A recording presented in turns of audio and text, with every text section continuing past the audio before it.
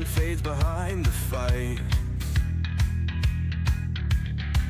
Every scar is a story, every tear is a flame. In this game of survival, nothing stays the same. We break, we fall, but we rise again. Through shattered hopes and the cries of men. Through the darkness, through the pain, we'll build again. We'll stand through the rain. The trials may come, but I won't bow. This is my fight and I'll make it somehow.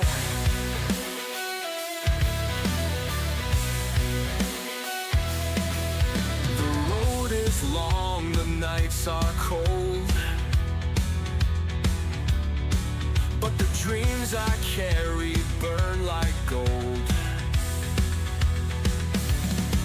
In the chaos, I found my place. A spark of hope in the empty space.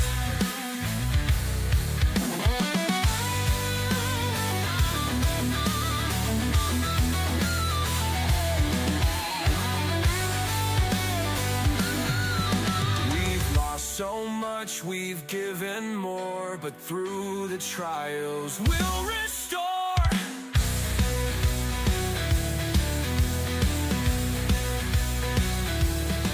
Through the darkness, through the pain, we'll build again. We'll stand through the rain. The trials may come, but I won't bow. This is my fight and I'll make it somehow.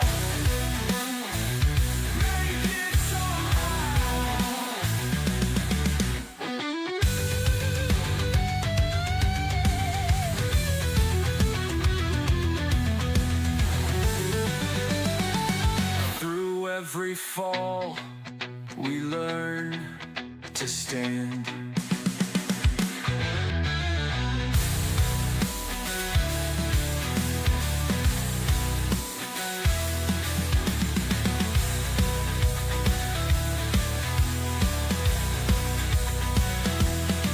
Through the darkness, through the pain, we'll build again.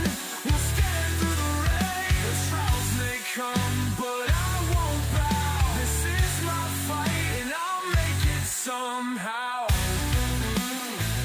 Make it somehow. Make it somehow.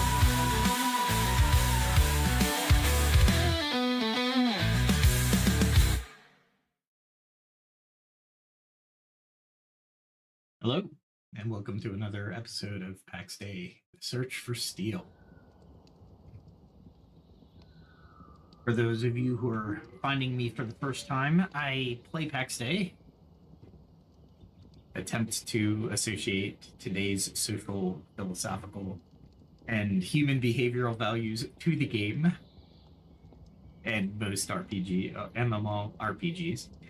I also try to provide a little bit of insight into leadership, psychology, sociology, whatever really piques my interest for the time we have.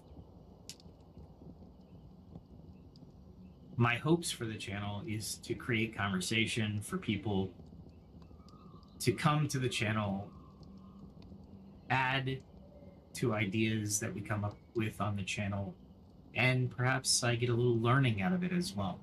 So there's a lot of mix in this channel. Tonight, we're going to look at some fun stuff. We have a couple things happening here in the area that I live that I may or may not lose power on. But tonight's discussion, we're going to go over the Fermi Paradox and the search for alien life. We'll throw in a dual nature of light and its implications. We'll also look at the nature of the universe and the role of frequencies. And of course, human behavior, cultural versus innate influences. We're diving into the unknown, using logic, reason, and curiosity. So I've begun, I should say, to throw a question into the chat. In tonight's question, after I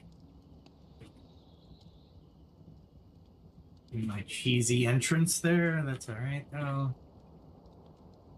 What's the most mind-blowing scientific or philosophical concept you've come across? All right, let's dive in. And as far as Pax Day and what I'm going to do tonight, I have no idea. I might try to find a better way to get to the old forest. And there's a ridge right here. There's also a path right here, so I might be able to go through Ardbog. Kind of go through the Pale Lands and then dive into this area. What I really want to do is I want to get across to this area of the ancient forest. All these mining symbols mean there's pure iron ore there. So I'm kind of curious. Or do I search down here? There's a big ridge here, as you can see. Probably not possible coming from the shoreline. But I may be able to. There's a lot of stuff on that one. If I go down to Wit, maybe I go down to Wit and find a path through this mess. I can theoretically go all the way into here. I don't know. That is a long way. I see Platinum's here tonight. He lives right next door, essentially. I guess the other place I can explore. That's a really long journey, though.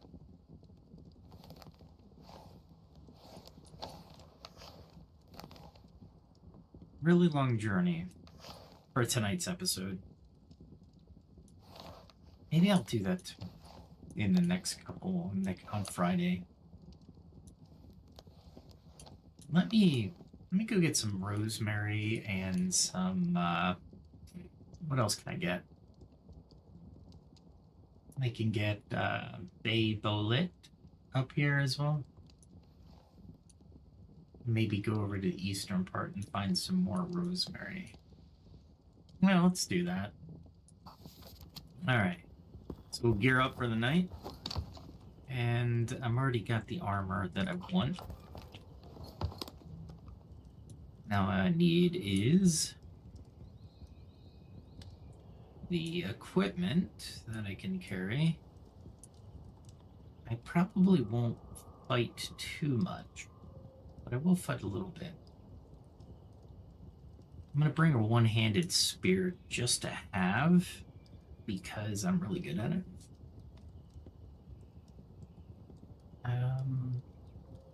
Yeah, there's the simple arming sword. I can practice with that. Bring an extra shield. And is that one? That's two-handed spear. Okay, so I definitely need the healing stuff. So let's go potion up. These are tonics. Tonics give you an instant. I was wrong the other day when on my other podcast.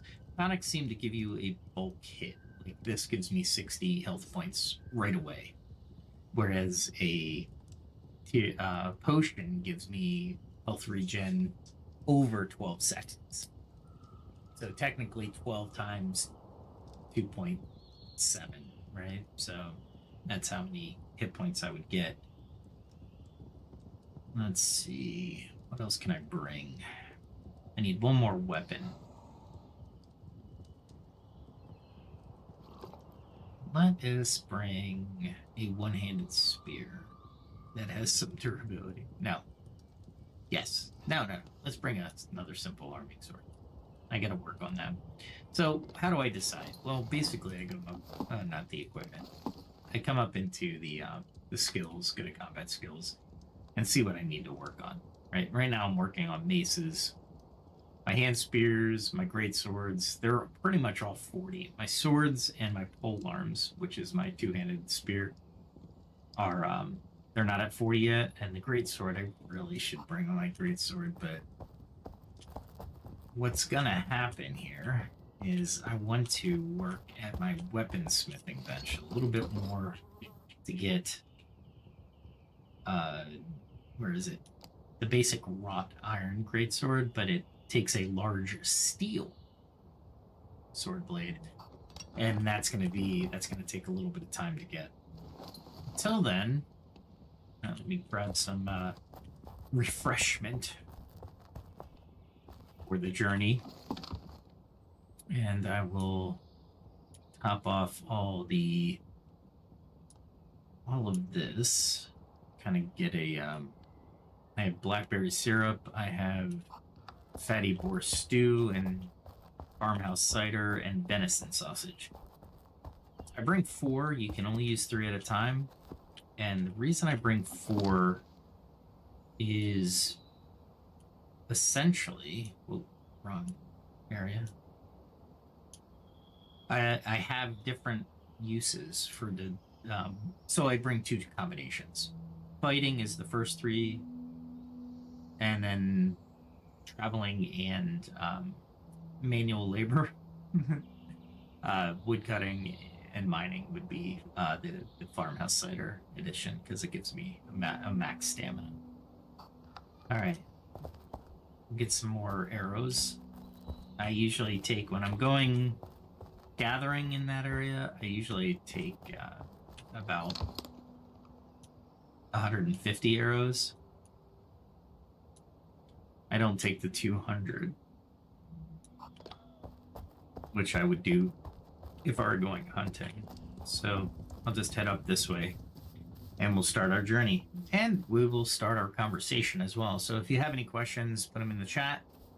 Or if you are listening to this after the live show, comment. I will see the comment and I will attempt to answer it. And I will put a big disclaimer at the beginning of this. I am on a learning journey. I am not an expert, nor do I hold any degrees in what we're going to talk about. However, it's fun. And that's what this channel is for. Critical thinking, trying to challenge yourself, all the above. And I should be hitting the barrier right about now. There we go.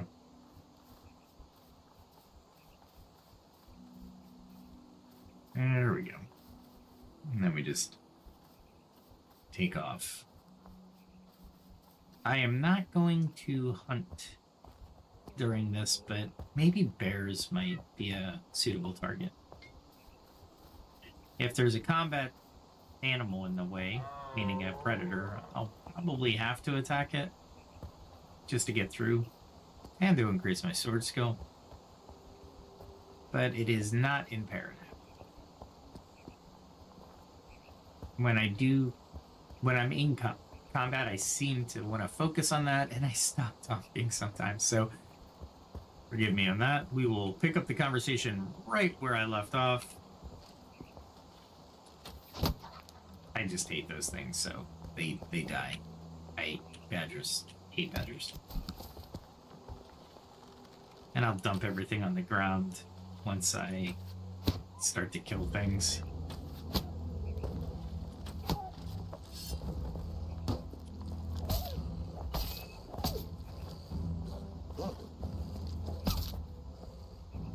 Gotta get control of how I fight these things. There we go. It takes a little bit to level up your weapons, so you really want to be patient, especially at higher levels. Obviously, the higher the level, the longer it'll take to master it.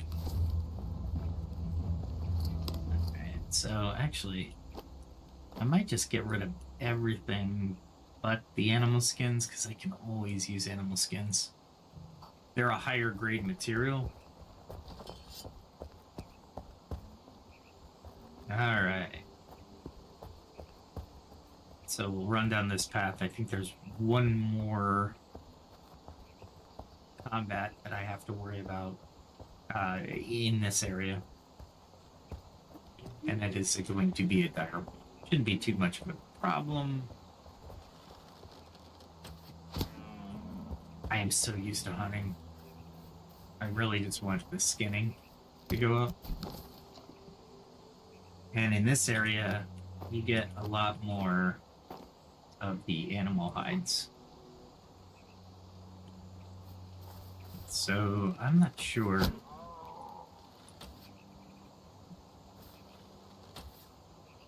I knew I wasn't going to get it there, but it's a high-risk shot.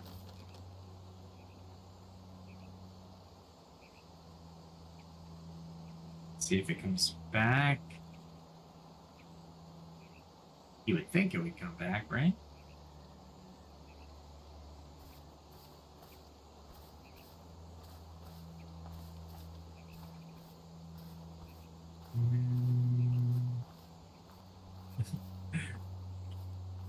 Maybe not.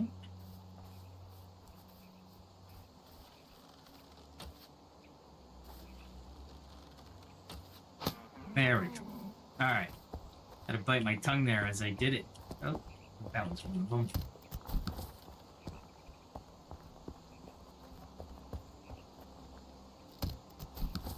There we go. Really? I took damage from that? Not happy with that.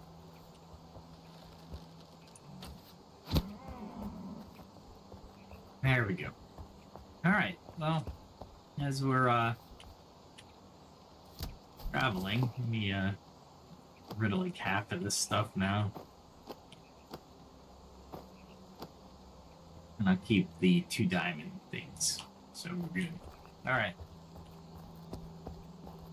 One of the things that interests me is, and I think everybody has this question in the back of their mind, not everyone, but I think a lot of people. And it's the Fermi Paradox. What is the Fermi Paradox? Basically what it means is Fermi, I believe it was a Dr. Fermi, came up with this equation that said, all right, here's the expected life, intelligent life in the universe, or life in the universe, right? And here's this equation that should lead us to believe how many advanced civilizations there are in the universe. And per galaxy, right? Depending on where you're looking in the universe. And it's very interesting because the paradox basically says if we are here on Earth, then there should be life on another planet. Period. Somewhere in the universe there should be life out there. Intelligent life. And the paradox highlights the contradiction between the high probability of extraterrestrial life and the lack of the observable evidence. Well, given the number of galaxies and potentially habitable planets, the question is, where is everybody? Right? For example, the Kepler Space Telescope has identified thousands of exoplanets in the habitable zone. Yet we've heard nothing. Why do we say we've heard nothing? Well, on the radio frequencies, the RF spectrum, we'll hear somebody before we see them. Or technically we should see them before we hear them. If we think about it, right? So light travels, and we'll talk about light and how it propagates through the visible universe, or the question thereof, because there are a few theories that don't necessarily conflict with the speed of light, but there's some inconsistencies with the speed of light. Anyway, we'll talk about that later. So if we are looking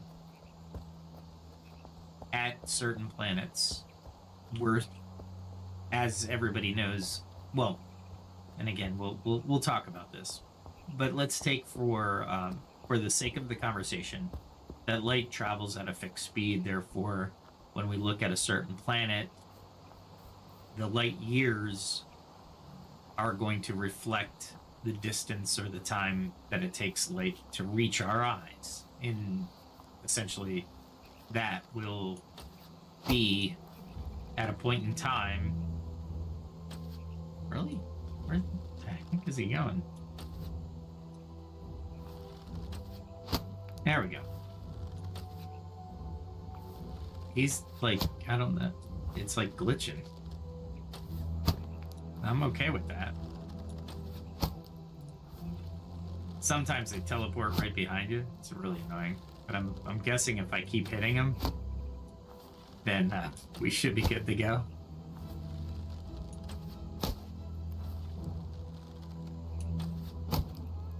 There we go.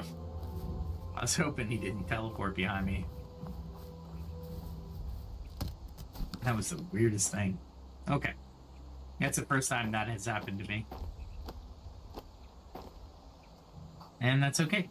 Alright, we're going into Pale Lands, which is going to be a lot of ghosts. There's some limestone. There's some elderberry. Don't really need elderberry right now. What I'm looking for is the is rosemary, and then when we get up to Bay Belay. Rosemary is difficult to find as it's masked or camouflaged. Better word. And there's like a wall here. You gotta be careful because there's ghosts in that wall. I don't need golden poppy just yet. Okay. I pretty much mapped out a lot of this area, but let me show you. I am here. And I could go up this way, but I'm not really feeling the need to go that close to the Zebians. Or the, sorry, Lost Souls is what they are. So we'll continue on our path up this way. Alright, so we're looking at the Fermi Paradox, right? And it is a paradox because we don't know. However, Alright, so there's a couple solutions to the Fermi Paradox. Let's go into those, because I have a theory, but I'm not sure if it'll hold water. But the Fermi Paradox says there could be a great filter. Well, what is that? It means civilizations may self-destruct before reaching the stage of interstellar communication, right? Could we, as humans, not make it to a point where we would be considered, or like, let's say all the humans got into it. I didn't want to. That's all right. We'll just deal with this guy real quick. I say really quick, but bears take a little bit of time to fight. They're not exactly easy to fight. And there's this guy who's level 34, and I know there's a brown bear who's level 44. And they are time-consuming. And I noticed I didn't eat. That's alright. We'll take them. We don't need the hit points or the stamina, because we're not going to get hit by them, right? That's the whole point. It used to be that every swing of your weapon... What, really? Was a hit on your stamina.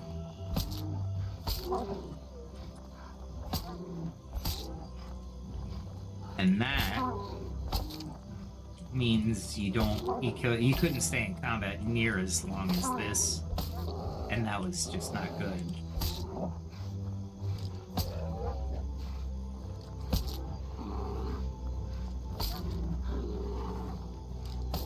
And I could use my jab, but I want to be able to get a little bit more. I'm going to keep the skins, and I'm going to keep the... I almost forgot, right? There we go. I'm going to keep the skins, and I'm going to keep the actual carcass.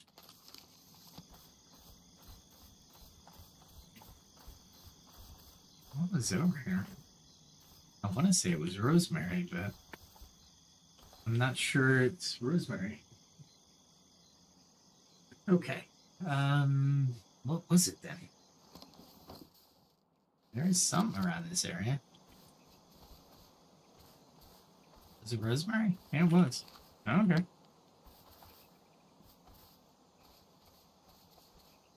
Make sure I get it all. Usually it's, you have to do a little bit of bobbing and weaving in order to ensure that you get all the... You're searching everywhere for it, right? Because it could be somewhere else and you're not getting it all. And that would be annoying. All right, so that's a brown bear. And as you can see on my map, I can go past the brown bear. I don't have to deal with the brown bear. So we will go away from the brown bear. Let's go around them for the sake of our conversation. So the gray filters, right? Or the gray filter is one hypothesis. There simply isn't a civilization who's made it past destroying themselves. I mean, we've come close a couple times, right? So it's not out of the question that things like that will occur.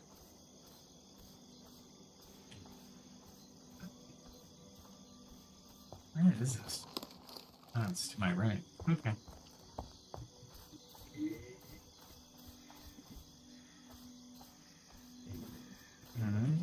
I'm trying to use my map a little bit, and it's very difficult.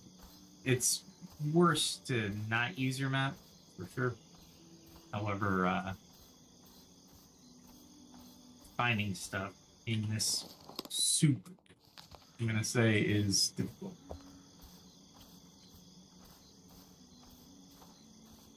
What was that? There's the rosemary. Make sure I got it all. Around the tree. There we go.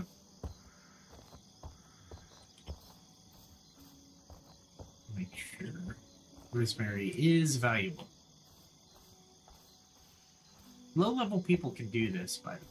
So don't think that you can't. You're just going to be a master of avoiding creatures. So, nuclear war, climate collapse, AI risks, these are all civilization self-destructions, right?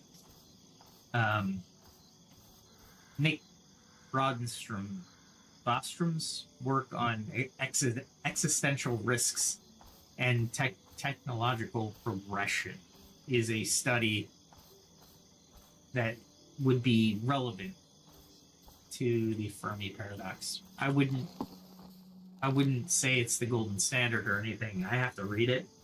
I haven't read it yet, but the example, when I threw it into AI, I wanted some examples, so it threw that out to me, and I'm like, okay, I'll say it out loud. And that's one of the things this channel is definitely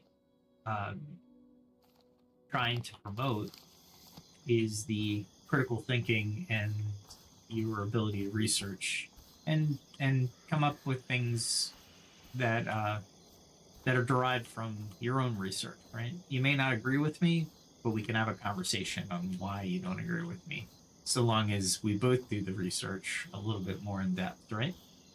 And we'll both learn something, for sure, if we keep an open mind. All right, so there was something over here. So what was over here? I know it didn't mark Magnesis Rock.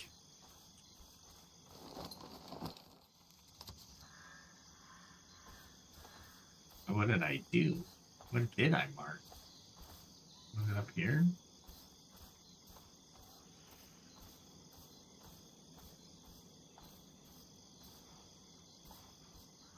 It was alfalfa.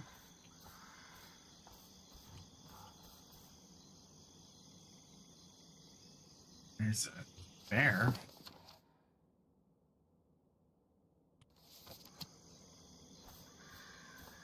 Oh, wait. That's elderberry. Maybe it's up here somewhere? There it is.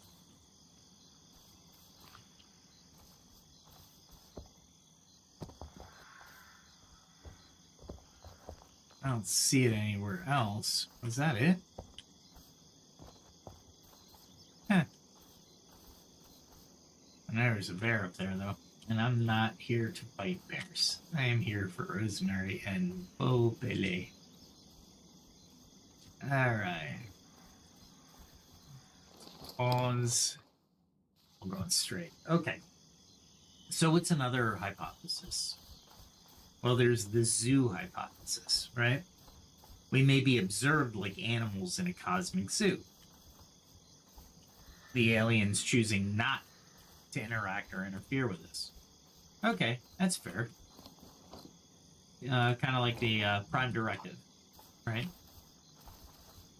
That makes sense. I know there's something here.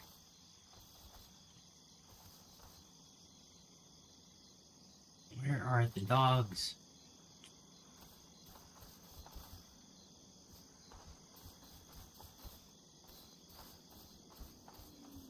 There's gotta be a dog somewhere around here. Usually they're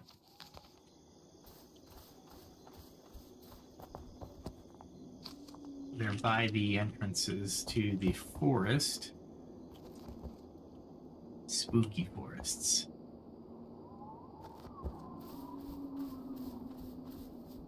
Alright.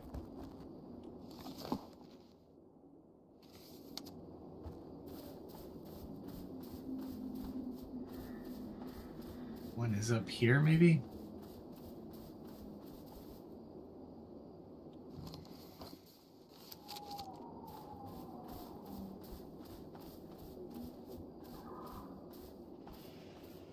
Here's a red onion.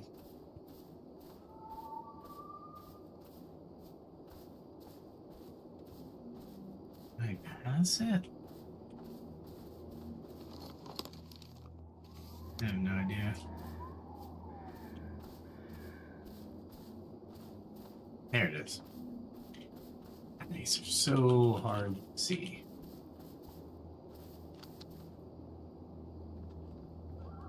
These are good for cooking, though, so I need them for my my fatty boar stew. All right, so what I mean, basically, we're in the zoo hypothesis. We're basically a zoo, right? So the aliens want to conserve our way of life to see where we go and how we develop, right? And it's not as grand, but it's interesting. Then they have the dark forest theory. And that is one of the scarier hypotheses. Because if you think about our the way we are on Earth, we broadcast left and right anywhere. Mostly because we simply don't have a better understanding of where we are in the universe.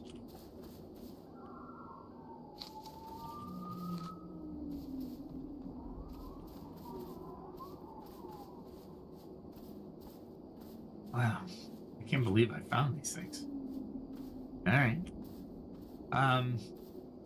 So what does that mean? Well, civilizations may be staying silent, meaning they understand that if they make noise out in the universe, they could attract hostile life forms. And they're like, well, yeah, let's stay quiet. Let's not do that.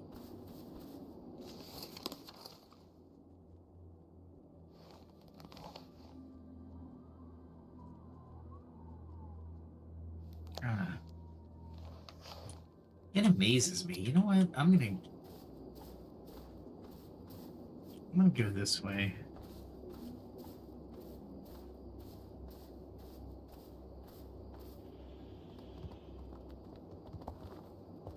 That's a little glitchy. Okay. And then, so we've even experts have said like we're just courting danger by inviting aliens back to our home planet. You know, giving them coordinates and saying, "Here you go. Here we are." I don't I don't know. Uh, let's finish the Fermi paradox, and I have a couple ideas that I'd like to add to this. And then, of course, there's this simulation hypothesis. We may be living in a simulated universe where alien interaction is restricted, meaning the coders haven't done anything yet. So one, I guess,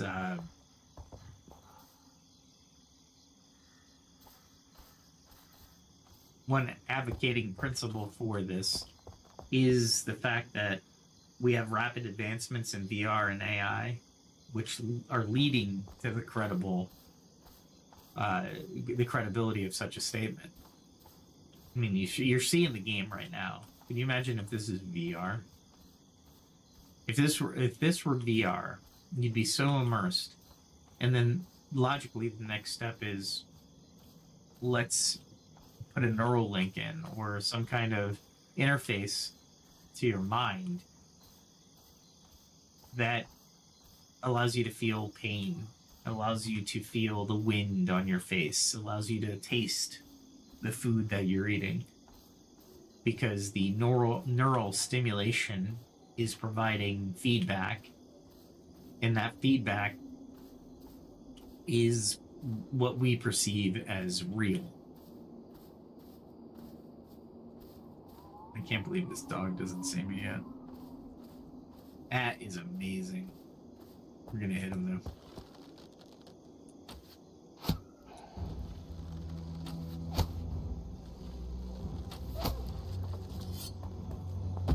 There we go.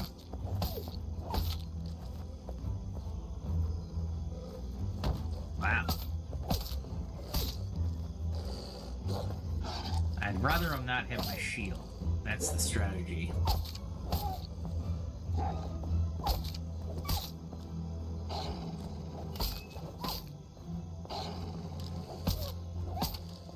Alright. Ooh. You snuck that in there.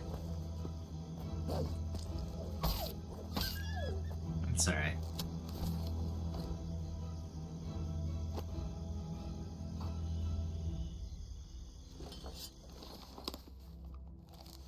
And I know there's nothing here, but I still go in here anyway.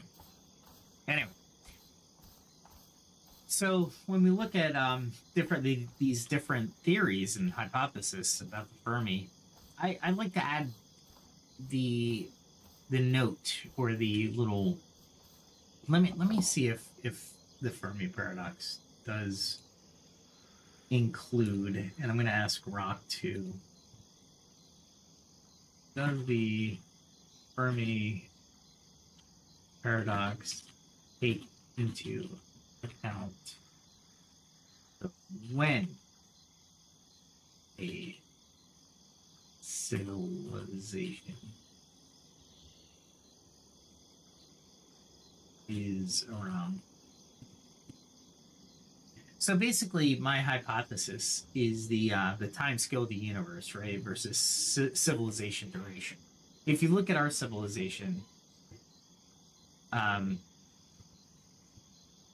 so it does take into account the timing of when the civilizations arrive.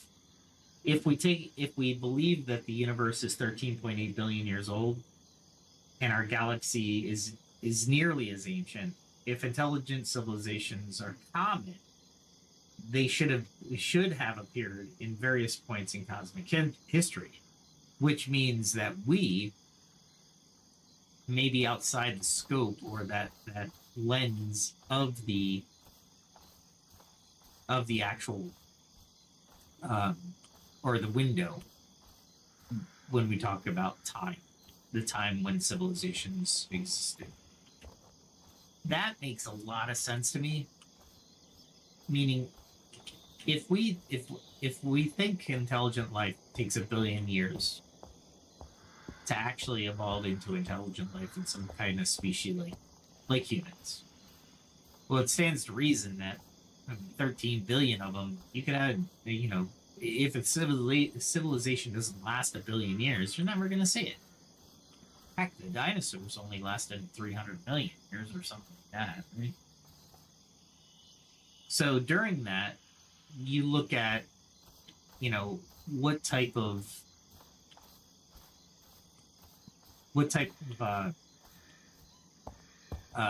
technology can last a couple 100,000 years, and I'm gonna argue pretty much none, right?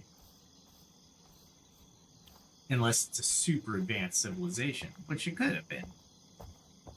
But even when we take into that into account, we're still looking at the difference of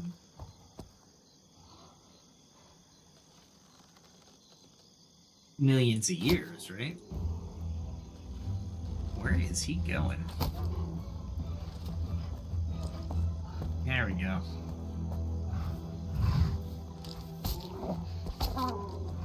I always attack bears when I need food. I should really look before I throw that first arrow.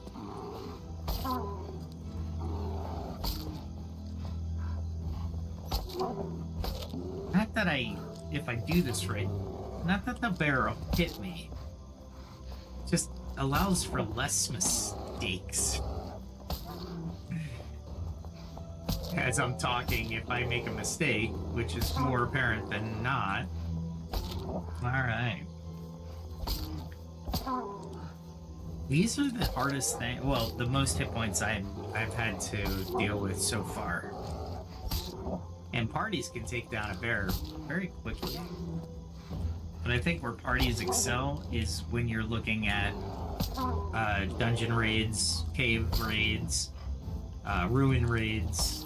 I call them raids, but I've been on a few with a couple parties. We had a party of 6 down in the old forest. Oh my god, it was very easy, we'll just say, compared to me being down there alone, right? A lot more strategy solo than with a group. Although there is strategy, it's just different, right? Alright, we're not here for any of that.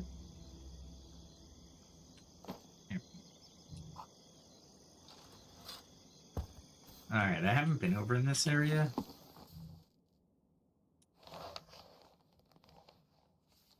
Where is this area?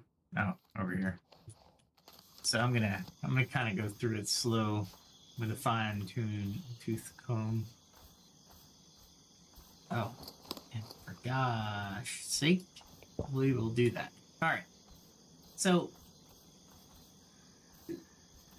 there's a synchronization problem, right? So even if there's numerous civilizations that exist or have existed, the likelihood of 2 civilizations being technologically advanced at the same time to communicate with each other might be very low due to the vast time scales involved.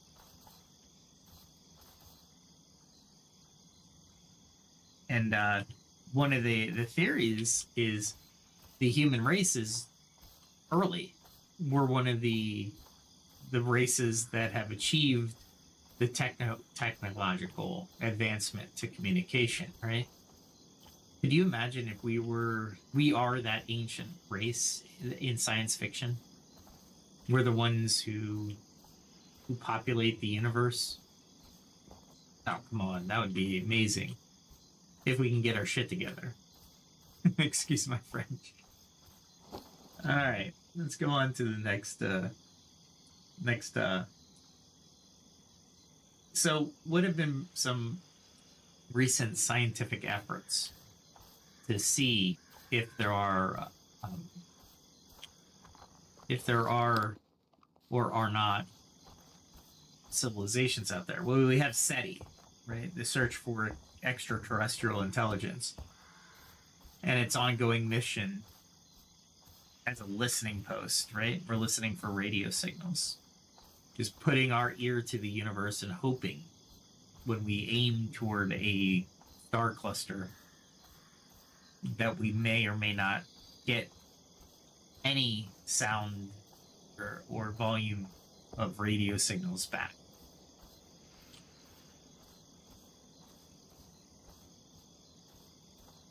Now, I've never been over here, but oh, I know where I am. Yeah, probably not a great place to be. Meaning for the Rosemary. Let's go across the street here. That street goes to the Stone Lands, which would give me lemongrass, but that's not what I'm after. If I could find it. All right. So the WOW signal, right? Everybody heard. I'm assuming everybody that's interested in this topic has heard about the WOW signal. Well, the WOW signal was an unexplained radio signal from space in 1977. Since then, the WOW signal, I think, has been not debunked. It's less wowing than we first anticipated. Meaning, there are explanations outside extraterrestrial intelligence, right? Aliens, which is fine, and that's how we learn, right? We take the feedback and we move through the feedback in order to better understand what we have as far as the data. And if that data is, hey, Rosemary, never would have saw this. Ever would have saw this. Grab it. Make sure that's... They grow in patches, so if you just kind of walk around, you should be good to go. Alright. Let's see if there's any more around here.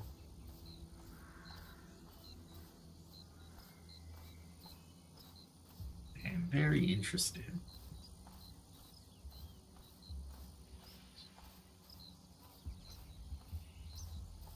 Pale Lands is something else.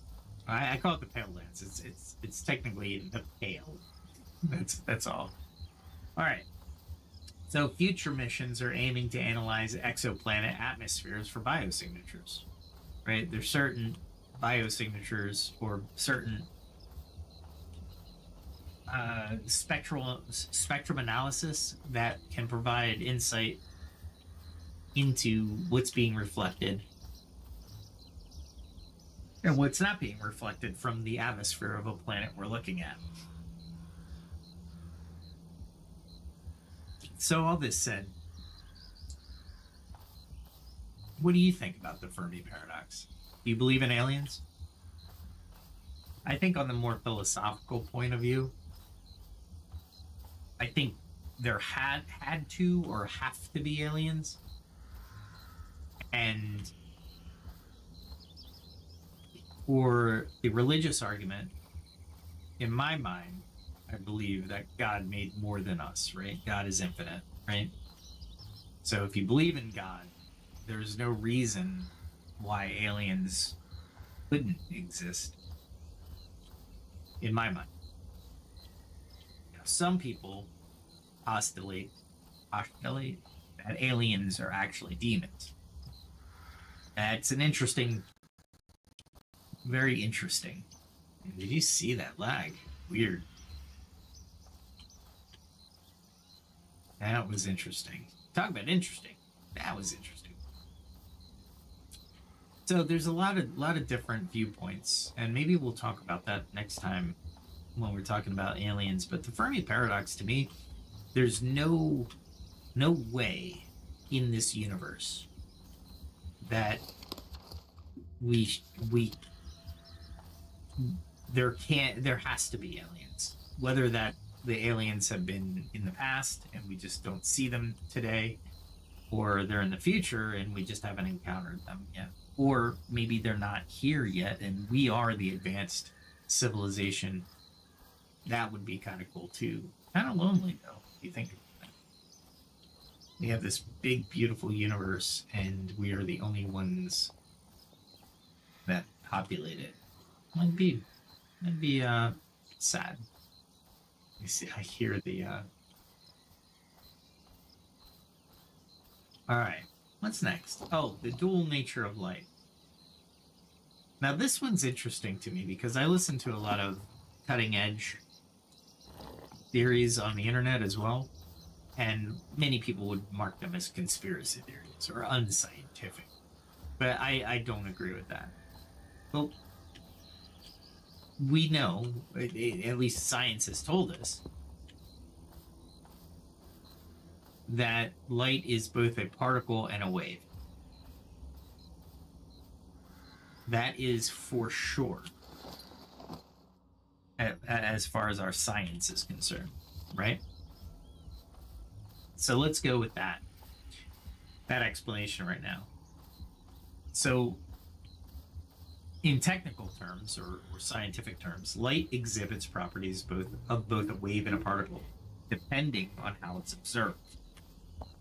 And this gets into quantum physics and Schrodinger's cat. Yeah. And there's different aspects that we can go in from there, but let's continue down the path that we've chosen to go. The concept challenges our understandings of physics and reality, right? So a lot of people cite the double-slit experiment, which you can, but the double-slit experiment showed us more than how light behaves observed and not observed. That's interesting. I'm okay with it. I'd rather look at my pale lands without the fog. The fog will come back. But it would be nice if I can get away with it.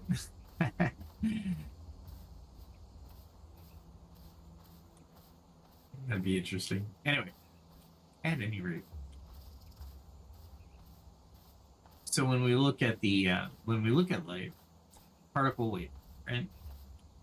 So Thomas Young in 1801 came up with the double-slit experiment, and it demonstrated light's interference pattern, right? That's basically what it did.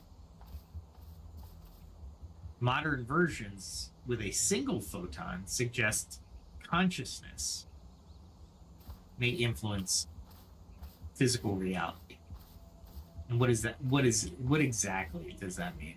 Well, it just means that when we observe something, and physics has actually reinforced this with a couple of different experiments. So it seems that the experiments that we tend to rely on for at least a little bit of evidence,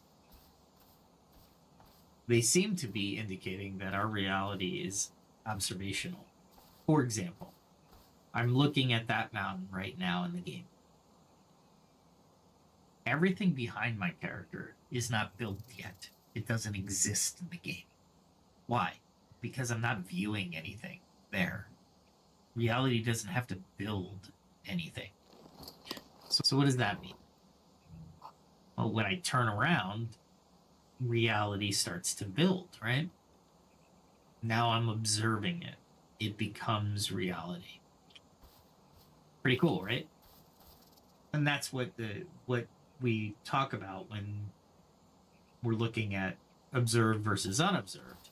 Well, in light, it's the same way. When you look at light normally, you just see light, right? Is it a particle at that point, or is it a waveform? Well, our eyes can't distinguish that, right? There's no way we can distinguish between a waveform and a particle. So that's why we do experiments.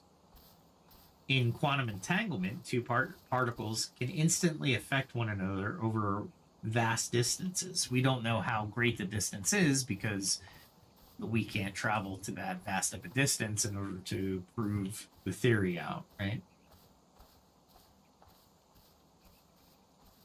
Is that a way down? Wow, it looks steeper than it is. I'll take it.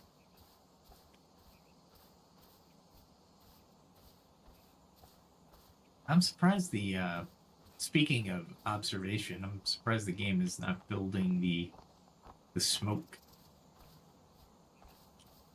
Where am I?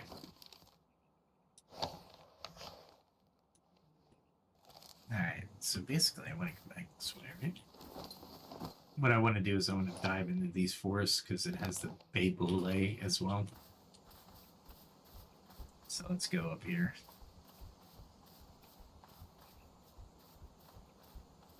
And I think I want to go that way. Or that. Yeah, be there. Alright. So, with the quantum entanglement theory, we can somewhat prove it, or at least provide enough evidence that we know there is some kind of phenomenon that quote unquote entangles electrons. Essentially, the experiment looks at ways to communicate over vast distances instantaneously. If we know that we can tell or manipulate an electron in one room, is that that might be it. Wow, I didn't think it was that close to the road. Okay, that's cool. If we can do that, then we can communicate, create communication systems for interstellar travel, and have real-time communications. Imagine that. That'd be over vast distances. We really don't know the distance that how long it would take, but we know when we went to the moon that the distances traveled took minutes for our communications to both travel to the astronauts and travel from the astronauts. So if you think about the overall distances there,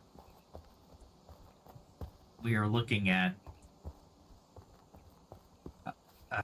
when we get to Mars. I think it's in The Martian was a really good not advocate, but example of this, right? The Martian, they used actual times, which was pretty cool. I'm glad they did, because it really added to the effect. I haven't found any big Boulay around here, so should look just to make sure.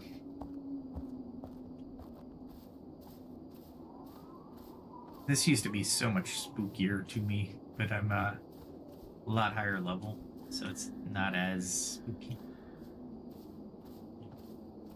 If I saw some skull caps, I might pick them up.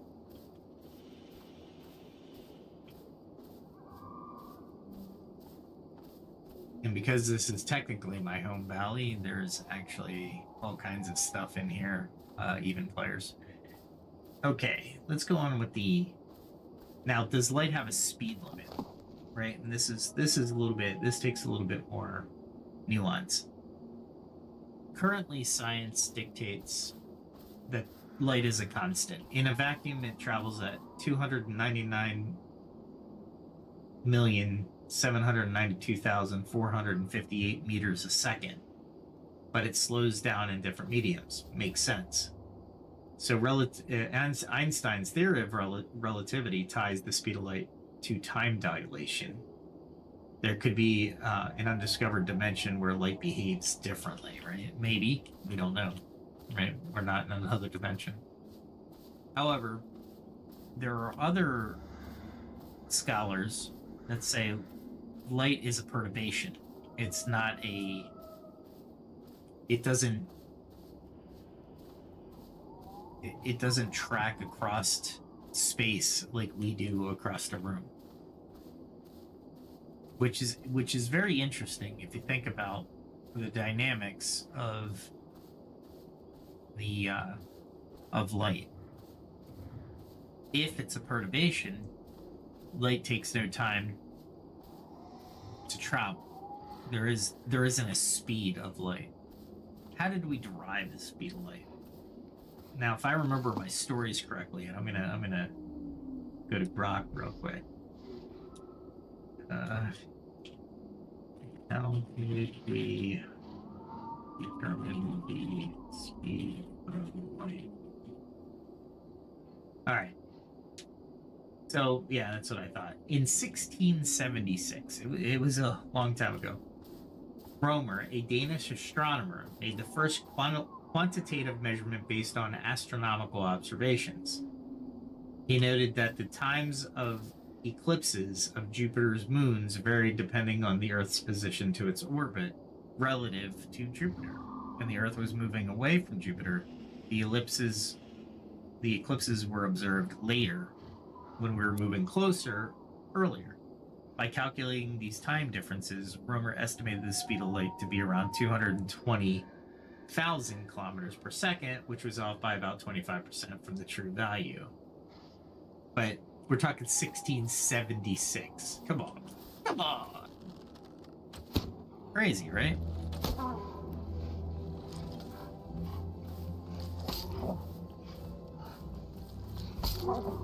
I chose to attack the brown bear where I would be totally blocked by trees. What a misstep. That's alright. We'll get him to come out a little bit. There we go. Black bears have less hit points than gray bears. They're easier to kill. And they give me the same experience per hit with my spear. So, yay me. If I don't hit that right. There we go.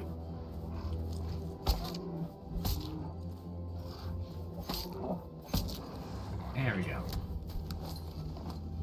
And then we get rid of everything. I don't want. There we go. Alright. I love how I'm walking with a two-handed spear. Oh, we do this. There we go. Seems a little bit more logical, right? And I mapped out some places here. Oh, there's some skull caps. Wow, there's a lot of skull caps. They make a really good potion. I don't have the skill yet, but when I do, I'd like to make that potion a lot. And it's a health potion that gives you 100, or it's a tonic. It gives you 100 hit points per use with a minute cooldown, which is really good. I am definitely okay with that. Alright, so I don't know what that heart is. I think it might be some kind of apple, maybe? I don't know. I know it's not the Babo Lays. And that's what I'm looking for.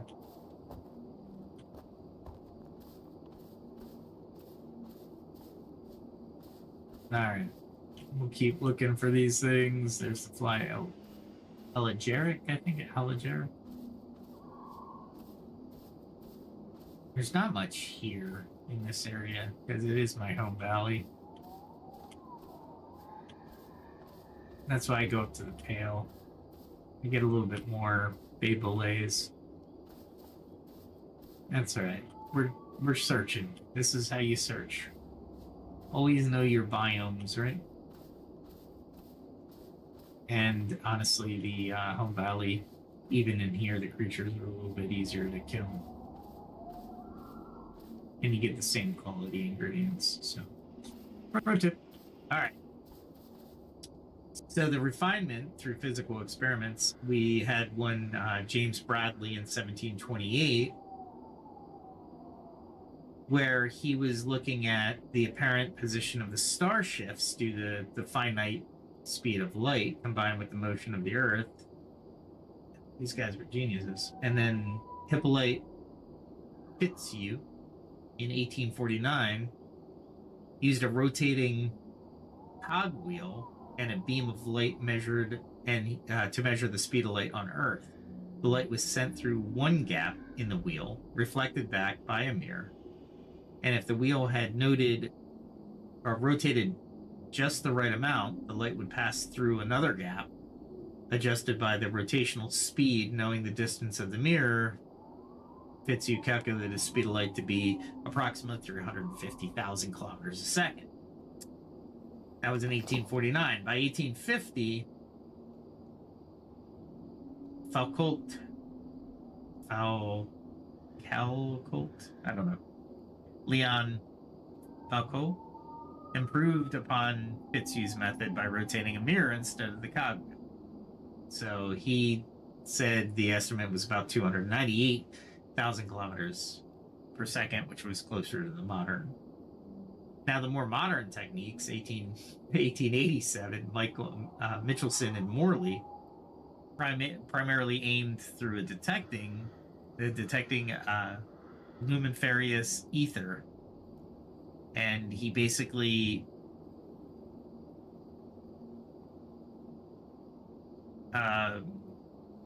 work on interferometry, provided increasing precise measurements of the speed of light. And then today we do the speed of light in a vacuum. C, which is the variable you'll see in the E equals mc squared, is defined as exactly 299,792,458 meters per second. This definition was adopted in 1983, and that's where we stick the value today, right? So there are others who say that the speed of light is a misnomer, right? It's a perturbation of the ether, if you will, for lack of a better word. And what does that mean? Well, if you know how magnets work, they have perturbations, right? The magnetic fields they don't propagate through space. There's an immediate transfer of information between the north and south poles. Oh, crap. I didn't see him. That's alright. It's only at level 24. I should be able to dispatch him fairly easy. If it was 2, that would suck, but I love the size difference, by the way. Notice I missed. You don't hit every time, by the way. There is a way you can miss. And that's if you aim differently.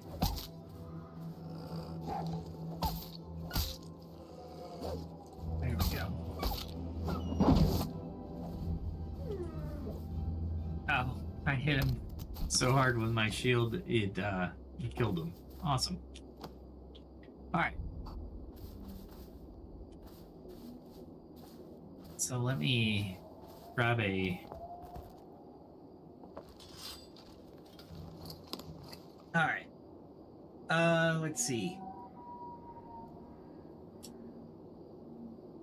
So what are the practical applications of light? Well, we have fiber optics, laser technology, and quantum computing.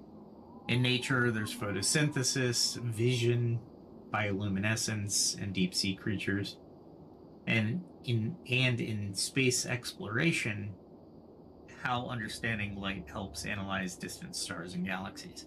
Well, understanding light is paramount, right? If C is light, or the constant number, and we've had success calculating it, are we talking about the wrong value or the right value, but the wrong medium? It's interesting. But light, let's say, let's take for instance, light is what our determining factor in finding aliens in the universe. Well, if we understand that light has a certain speed and won't make it to our eyes without certain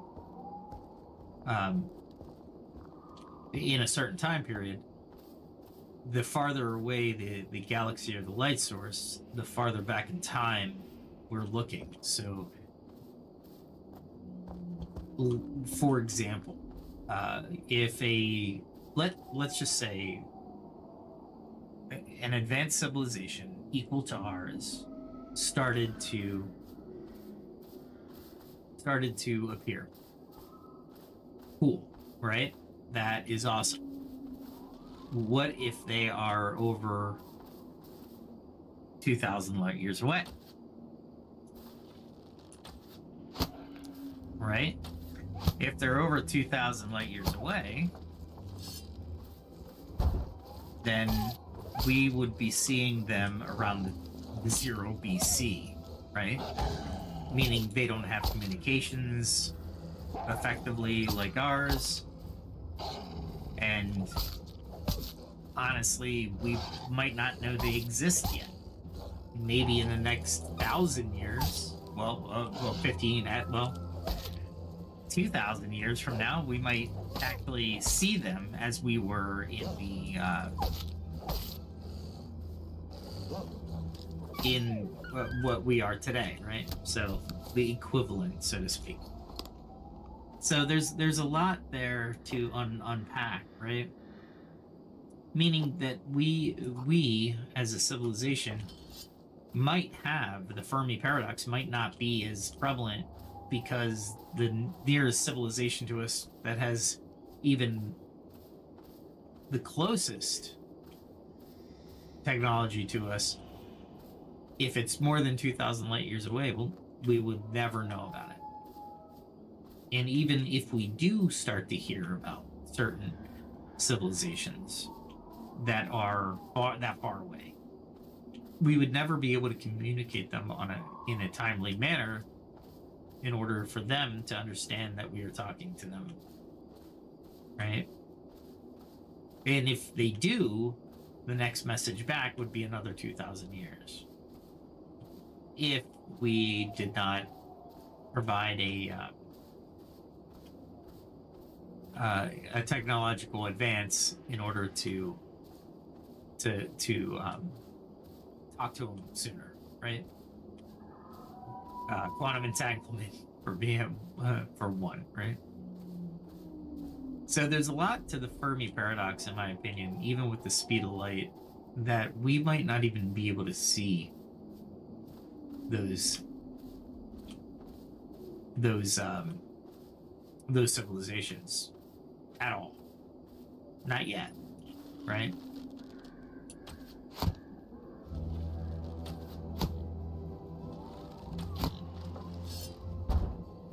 And those four hit really hard.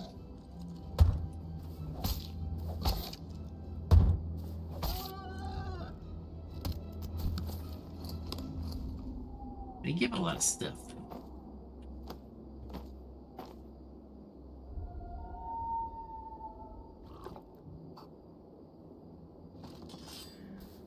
Alright, you can kind of go down there, because I don't think I have mapped. Oh, I'm missing so many things.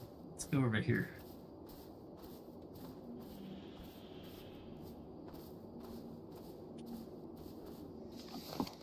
Not close.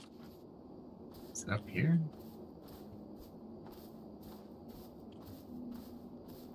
I know I didn't map out the knee system out. Was it? So what did I map out? It'd have to be over here, right?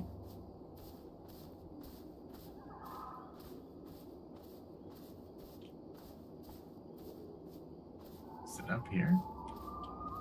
I usually don't map out anything but Bay Bolay, so It's gotta be somewhere around here.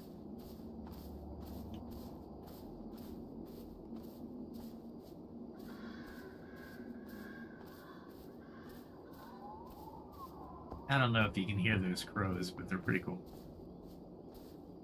Gives you the ambiance of the forest being spooky. So I call it the spooky forest. I have no idea where these items are.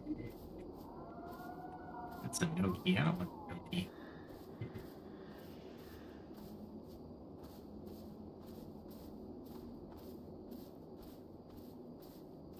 I totally miss them. Oh well. Let's go down here.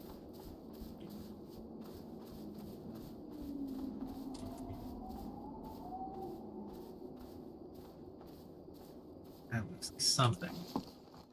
If I spotted them that far, yeah, I'm gonna be impressed.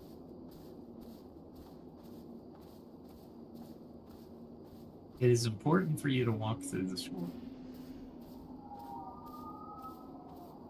Yeah, big leg.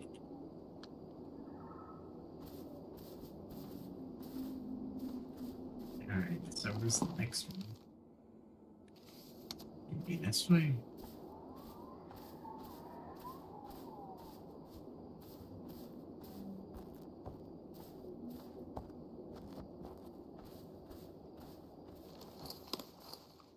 Yep, around this rock.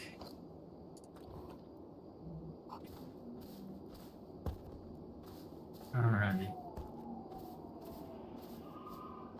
So yeah, let's talk about it. Discuss light, Fermi Paradox, us being able to see things before they can manifest, right?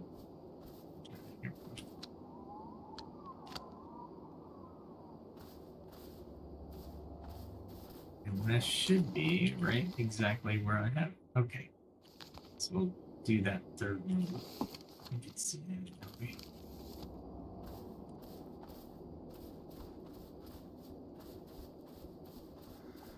You go around here. And it should be just in this direction. And since we have a little gap here, we're gonna do a little bobbing and weaving and find out if there's anything else around. There's a lot of stone here, almost lending to an alchemist's dream or certain resources such as sand, copper, that you can really start to ham up that. Where's the alchemist live? In the spooky forest.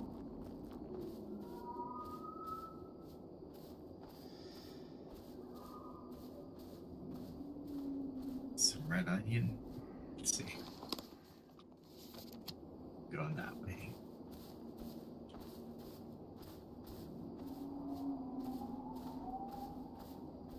Luckily, nothing in this forest can kill me unless I make it complete and utter fail. Unless I roll one. Not there. I think this is them. Yep, this is them.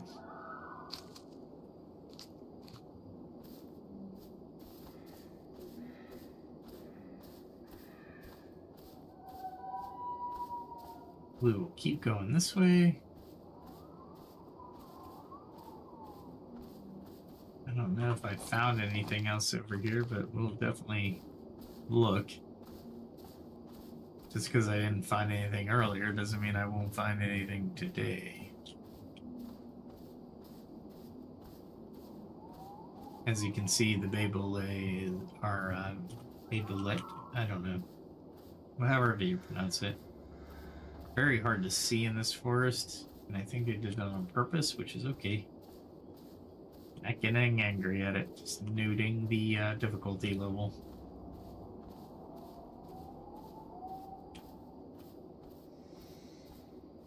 Usually they're around trees. I haven't noticed that. You hear the bear.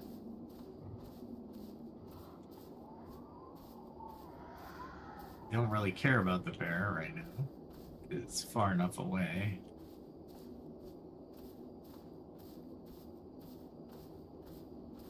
I should be marking these red onions, honestly. Or do I just pick them up? You know what I mean? Yeah, we'll pick them up.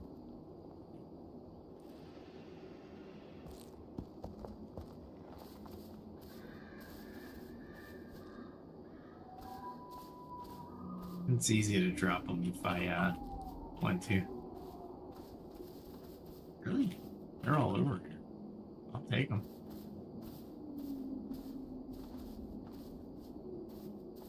Alright. So, what is it? This all leads to, this is all, to me, this is all interconnected, right? This is, you can get really weird with this stuff and really conspiratorial, but at the same time, there's a lot we don't understand. There's a lot we do understand. There's a lot we don't understand or can't explain to the populace.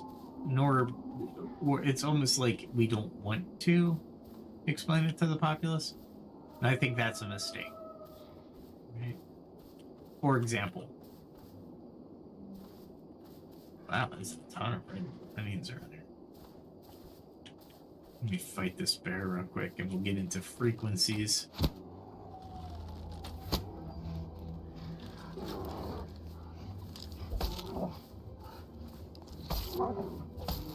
Green apples. I still don't know what green apples are used for.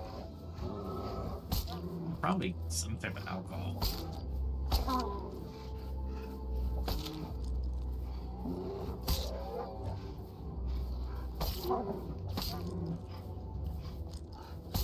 I wonder if you can actually take out a bear with a two-handed spear. I'm gonna say probably not. Considering it's a bear.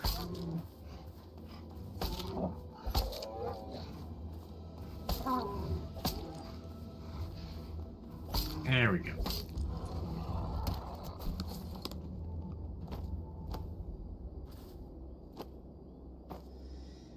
There we go. Okay.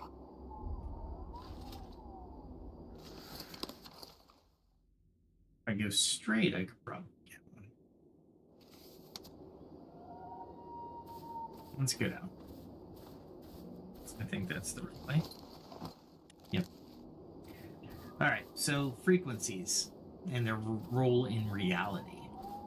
If you really think about it, and you look at frequencies, everything has a frequency. Everything. You might not be able to apply the frequency or hear the frequency for sure. For example, there's a Schumann resonance. Well, what is that? Well, it's 7.83 hertz. It's located or told as the Earth's natural electromagnetic resonance, and it's theorized to be able to affect biology. Pretty cool, right? It might have been one of the forming factors to what we are today. My understanding is, oh well, let me add, there are some studies that suggest correlations with human brain waves and circadian processes. And for those of you who are listening and ask, what is a circadian process? That's your sleep cycle. Understanding the way we interact with the planet is very, very important. One of the, if not, blood trumpets. There are a lot of different aspects to frequencies, but the Schumann frequency, or resonance, I should say, is one that will disrupt human behavior or is theorized of disrupting human behavior. We don't know if it does, but we don't know it really does it, right? So it's one of those type of frequencies that may or may not be detrimental to humans, the psyche itself. Did I just map the apples, or is there actual useful stuff? Ah, they're there. Okay. I was wondering where this stuff was. I was like, what the heck? Okay. We'll go around here because there's bushes. No. Okay. Is there anything else in this area? Now we're starting to come back out. If I turn around, yeah, let's go that way again. Okay. So, one of the things I do want to bring up with the Schumann resonance is that it's been changing. The magnetic field of Earth is diminishing, moving, because it's moving. There's a reduction in the magnetic in Earth's magnetic field. This has a couple different this comes with a couple different warnings. Our shield is what keeps us safe from cosmic radiation and radiation from the sun. So as we lose the shield, there's more radiation that will make it down to Earth's surface. What this will do, we don't know. Do we know it happened in the past? Yes, we do. So we want to balance fear with understanding.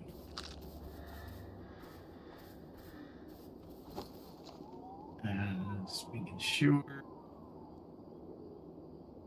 How many skull caps do I have? Okay. Now, what would happen if it does have a resonance with brainwaves, human brainwaves, and our circadian processes? Well, if it's changing, then it'll have an effect. We don't know good, bad, or indifferent, right? But we know that there would be an effect. It is amazing to me that we haven't brought this up in mainstream science to a degree where we would be studying the frequency itself. I think it's important. I think it would explain some things. One of the ways we as individuals can note that the electromagnetic field is changing or being reduced are by the solar flares that aren't as powerful or just as powerful as the 1990s. And what happens is the solar flare itself will reach into the lower atmosphere and change colors from green to red. It will also reach farther down on the longitudinal lines. No, I'm right. Latitudinal lines. Meaning you may have heard that that people are seeing auroras in closer or further down in, for example, in the United States, down Oklahoma, northern Texas, right? And that's really far south for that to occur. It's very important that we recognize this, right? However, what other frequencies? Well, cymatics and sound patterns. Sound waves create geometric patterns in substances like sand and water. This could explain ancient sound healing practices or architecture tuned to specific frequencies. Now, this is on the fringe right now because there's no real proof that these are occurring, or that these have occurred or these do occur, right? Meaning, we don't know if a structure was tuned to a specific frequency, right? Or if that frequency had anything to do with anything. Although we can theorize.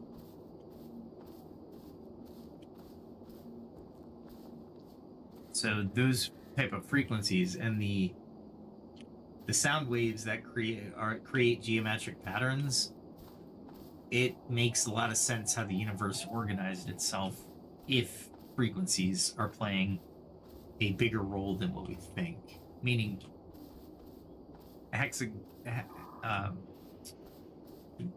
like hexagon shapes in different molecular structures. How did they occur? Well, did those molecules or atoms capture or absorb a certain frequency and therefore created that geometric shape? We don't know. These are things being studied. I would argue probably it would make sense. Let's see. The concept of vibrational energy. Can everything in the universe be reduced to specific vibrational states or vibrational energy?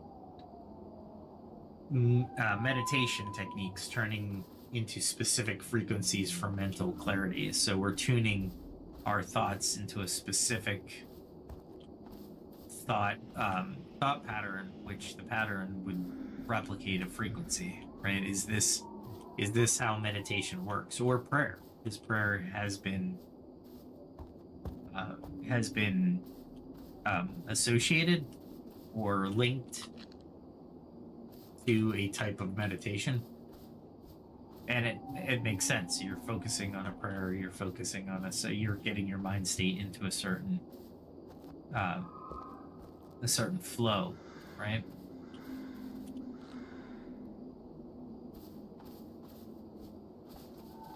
I was hoping these were just Nisus rocks, but it's so hard to find these Bay Billets.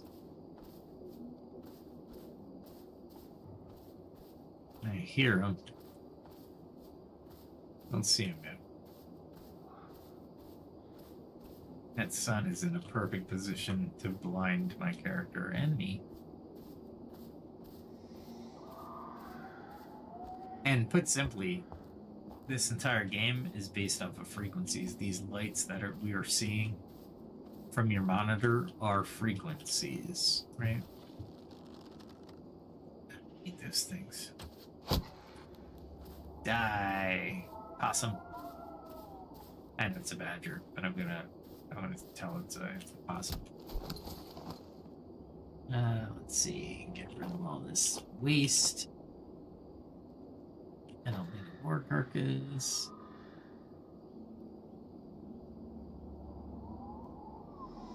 Huh. You would have thought I would have taken a badger. Badgers don't have carcasses? I don't know. Anyway, at any rate.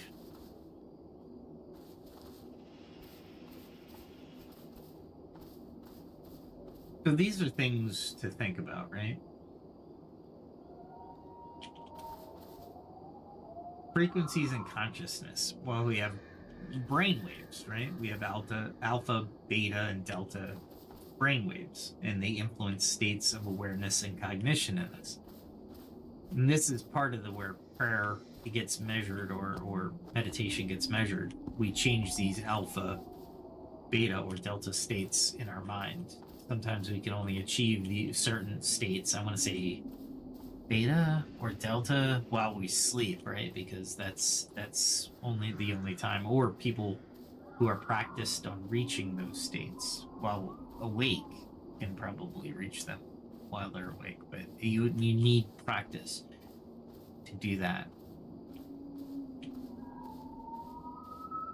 Which is definitely interesting in my mind, because the frequencies of our thought will provide the actual experience that we have here on Earth, right? Is it a simulation? Well, it might not be a simulation, but it's definitely a reproduction, or a not a reproduction, but an interpretation of the frequencies that we're gathering from our eyes, right? Interesting concept. How music, chanting, and meditation may shift conscious states. I can experience this myself. A good song, and I am in a I'm in a different world. That was weird. Okay, I couldn't move there for a second. But yeah, the chanting, the Gregorian chants, which is, in my opinion, a type of prayer, right? Singing is a type of meditation in my mind, right? So these are all things that we consider when we're looking at the differences in frequency and consciousness, right?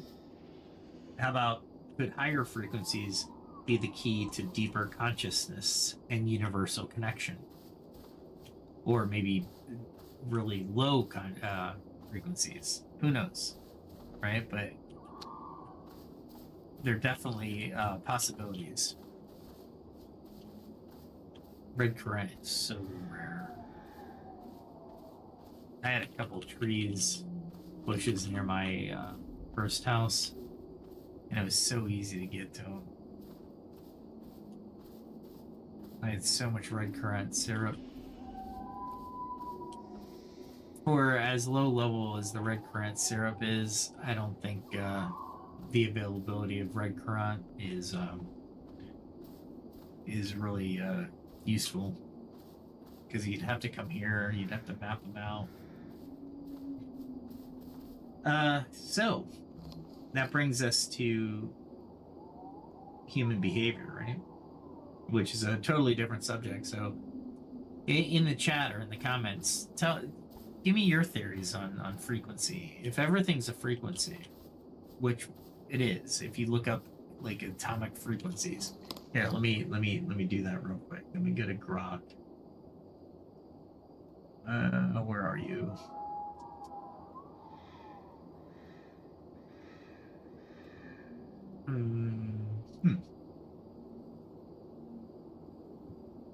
Usually I have it open. Oh, there it is. Okay, so what are the frequencies of molecules?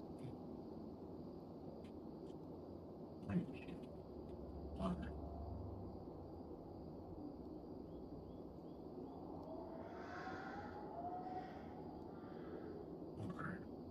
And provide frequencies for atoms. So if you look at the actual structure of the universe, they say that the water has a symmetric stretch around 3,657 centimeters to -1, which basically means it's 30 gigahertz in frequency. So you can do asymmetric stretches around 3756, which is a little bit higher frequency, and then bending mode around 1595, so you can actually bend water with frequency. So they can be converted into frequencies fairly easily, but basically what you're looking at is the symmetric frequency is 1.1 to the 10 to the 14th hertz, or that's around a gigahertz, 30 gigahertz. And then it looks like from there you have a little bit less. And then atomic frequencies, using atomic spectroscopy.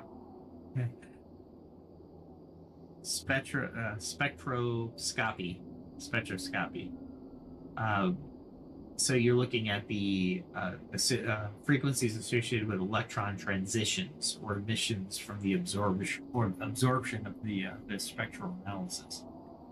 Hydrogen looks like it has a 2.47 times 10 to the 15th, or you're looking at 121.6 nanometers in wavelength back in a vacuum, right? So all these frequencies, they're right around 30 or 40 gig, which is interesting. Sodium D, or just sodium. The D lines are famous for their yellow color in streetlights, right? So you're looking at a frequency of 5 to 10 to the 14th, or D2 line is 5 to 10 to the 14th, but we're talking very, very small differences in nanometer wavelength.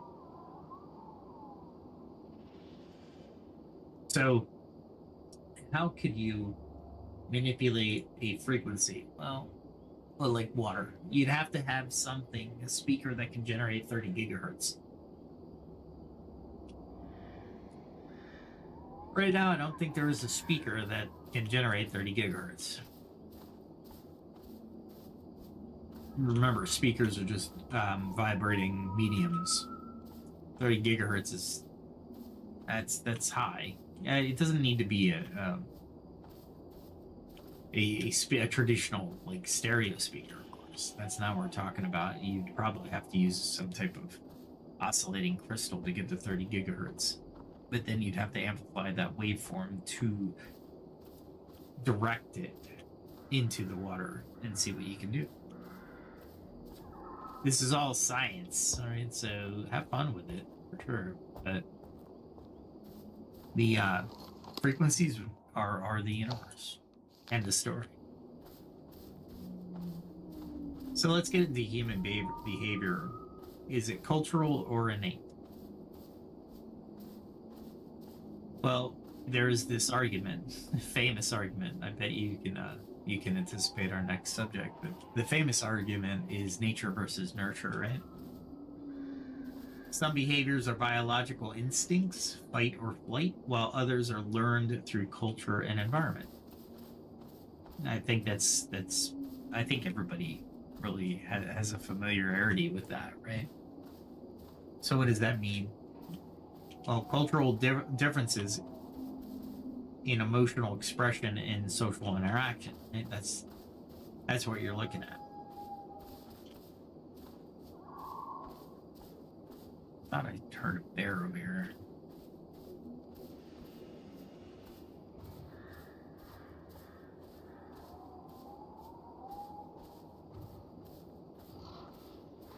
Yep, it's definitely a bear.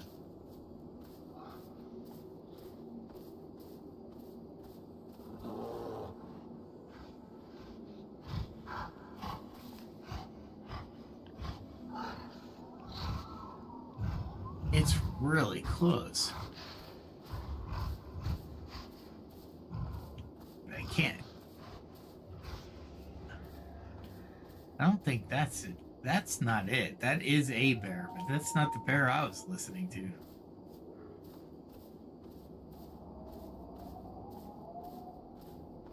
Not a big deal.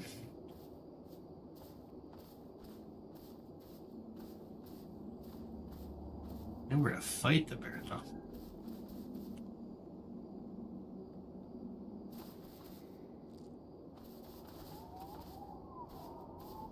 Not that I need the red.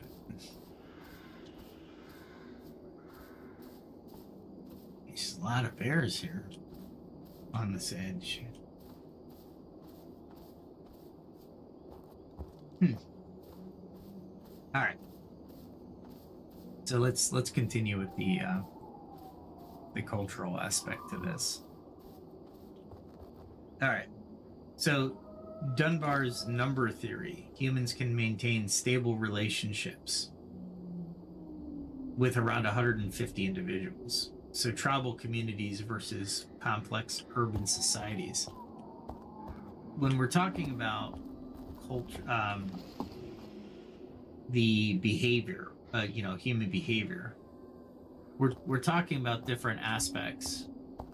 Now there's just so many bears around. I'm gonna have to take one of these things. So let's take one real quick.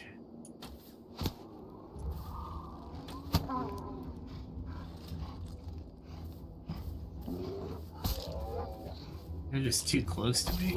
I'm gonna end up fighting one of these sooner or later, right? This is the... Oh, yeah, I thought I was gonna get hit on that. There we go. These are the type of antics in this game. Now, this weekend, I'll probably, like I said, I'll go to the ancient area. We'll probably have a little bit longer podcast. I'll probably do a little bit more in the game structure as I'm walking through the forest. And all the other aspects of the game. I see the wolf over there, so... I waited too long on the attack.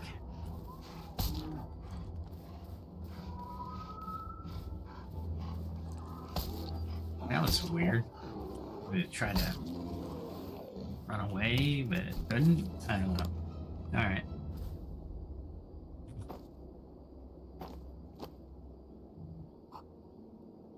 Alright. Still on my baby leg. Bullet. I don't know. I'll just keep saying something like that. I don't even know where I'm going. Might want to make a left here. There's a doggy. Before I engage it, this is what I encourage you to do if you're playing this game. Let's see, my swords, I need 426 more swings, so... Looks like this doggy wins the prize.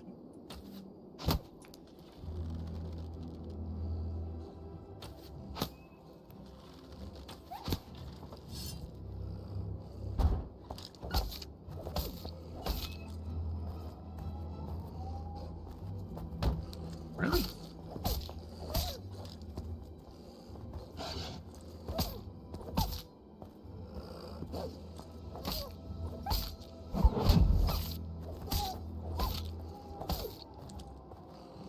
On that last hit, I'm kind of taking away a hit, or a swing and a hit, to add to my my total amount of swings that I'm taking, but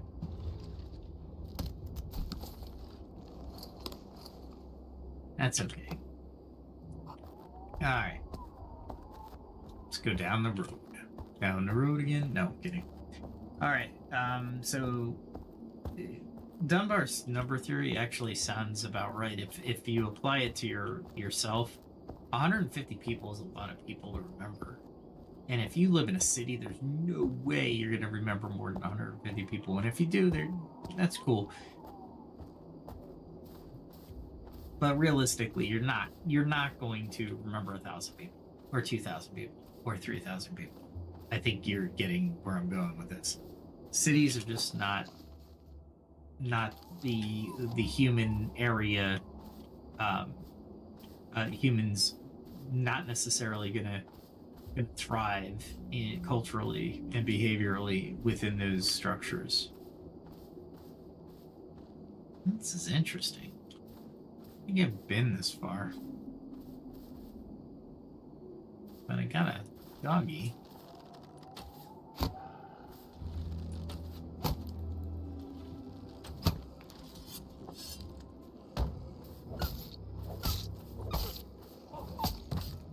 Oh, I wasn't fast enough. That's alright. That's okay. If I knew how to fight these things, I went through so many shields in the past. I mean, you have to take some shield hits, but once you know how to attack them, it's not as detrimental in your pocketbook, if you know what I mean. Anyway, yeah, this is fine.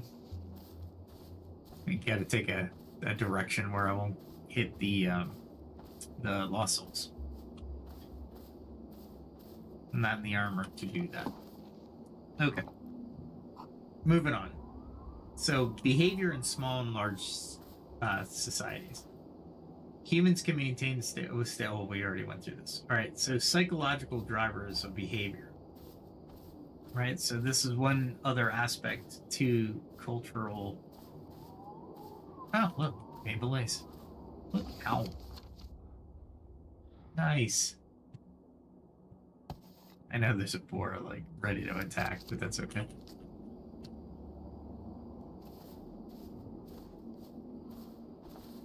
Is that a boar? Make sure there's no more Beyblades around. See? That's a bear. Okay. Let's see. I want to go that way anyway. All right. So Maslow has a hierarchy of needs, and he's, he postulated, kind of threw into his pyramid,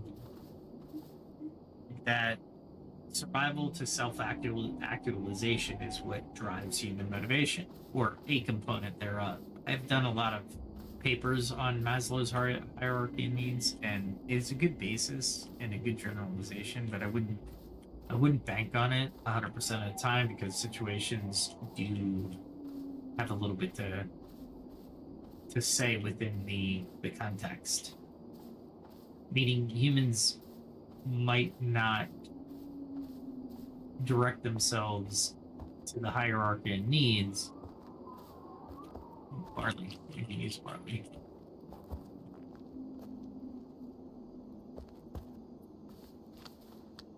That's a lot of barley.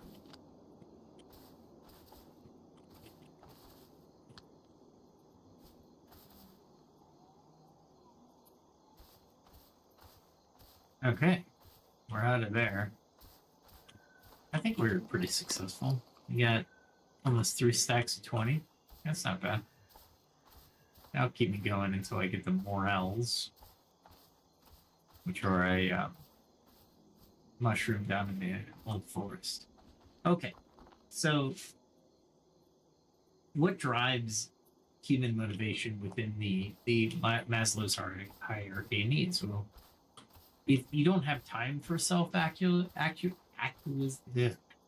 actualization, you're not going to spend any time doing it if you're trying to survive, right?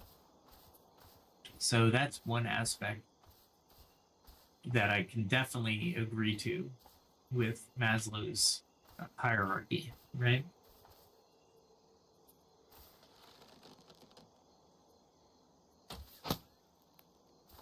It's a little rabbit. That's all right, though.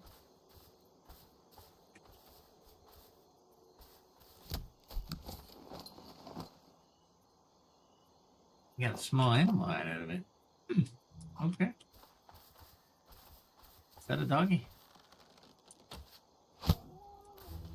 Nope, that's a boar. It's only a 5, huh?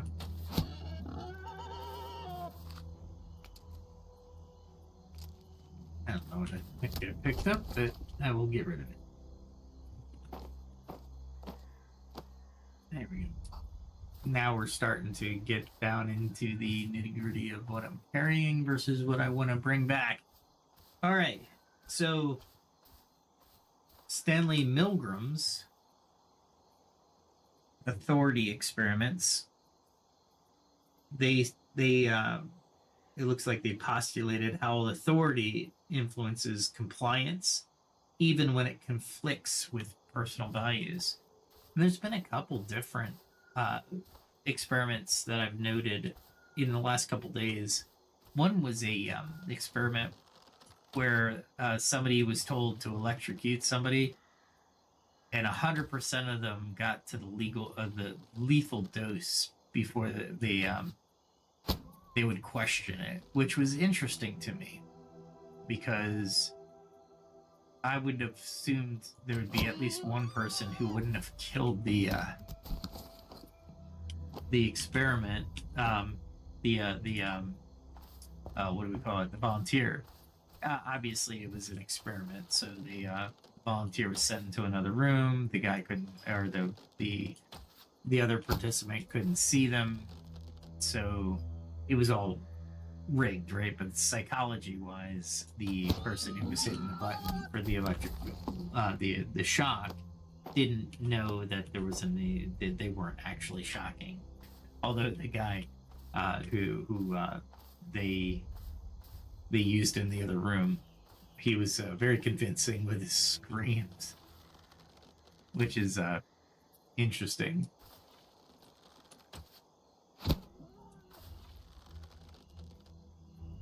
I'm just working on skinning here.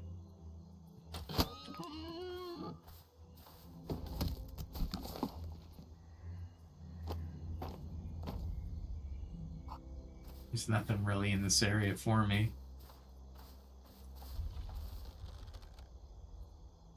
I'm trying to think if there is. Ah, come on. This isn't the Stonelands, it's a home valley. There we go.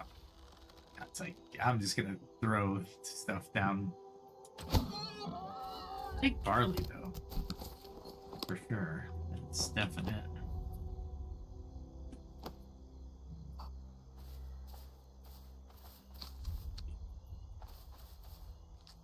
And where am I on the map? Would hope to know. Okay, I'm over there. Alright. Barley is used for malt, and it's used in brewing and winemaking, so having it will be really good. And where am I heading anyway? I should be heading east. That's where I'm gonna go.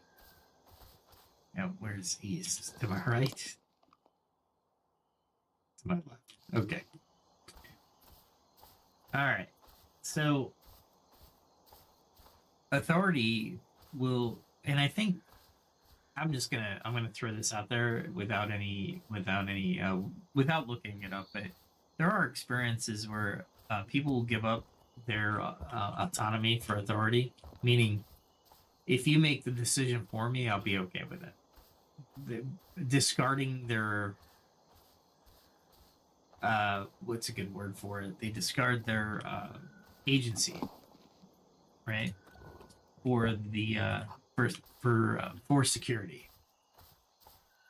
Very interesting, especially in America, where you would think the prevalent attitude would be, you don't tell me what to do. I don't care who you are, right? But there's more often than not, you have these situations where the wow, that is a long way down. Yeah, I guess we're going around. Anyway, here's groupthink and social conditioning. Why people conform to group norms, even when they have when they contradict logic. Essentially, what that's saying is, why is there people who will do one thing, even when they are presented with contradictory evidence or evidence to the contrary? Very interesting stuff. Human behavior, and one of the channels, definitely one of the channels focuses human behavior, cultural or innate. And I think with a cursory inspection, we could probably do a whole podcast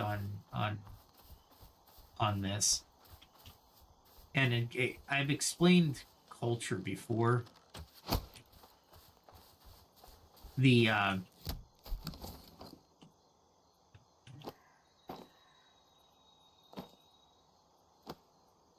but the ultimately it would take a podcast to try to figure out some of the things that humans are capable of doing. I mean, we have experiences in several different aspects of human society when we look at it, right? We look at different wars, we look at different time periods of history. Heck, COVID, right? Where people decided that as a group we would do it a certain way, right? And in contrary to the evidence provided to them, or in spite of the evidence, in the cases of World War II, even World War One, right, or any war technically, we tend to look at ourselves as mighty and heroic and honorable. And for the most part, we are, especially when we're individuals. However, when we're confronted with certain truths, it's not the case. I'm gonna run into stuff. Oh, there's 3 of them. That's all right. We'll go into them. 4 of them.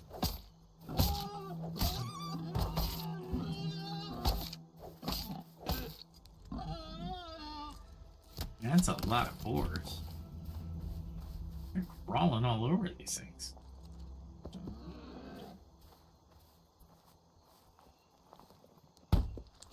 That's weird.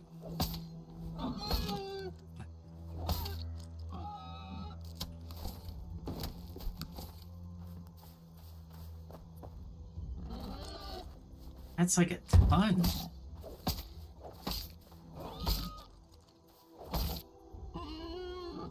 I'm okay with it, but wow, I didn't expect that many boars in one area. I just didn't want to do the arrow thing. Lots of iron. Well, it looks like copper and tin. That's all right. We're kind of heading back home. That's what we're doing. And it looks like I'm just going to be fighting boars, maybe some wolves. Anyway, at any rate, what do we got? Oh boy, we're already at 2 hours. I didn't realize. There was a lot to go over tonight. I think ask questions. Do some research on your own. We definitely want to, you definitely want to involve yourselves in these thought experiments and these thoughts, just so you can evolve your critical thinking and your questioning skills and what's relevant to you. Like I said earlier, when we look at existentials, right, meaning things that we don't need during the day. Yeah, especially in Maslow's hierarchy of needs. If it doesn't really affect us because we're doing something else on that chart, on that pyramid, trying to survive. We don't really think about things existentially, or even in what do we call it? Not enlightenment, but let's see. It was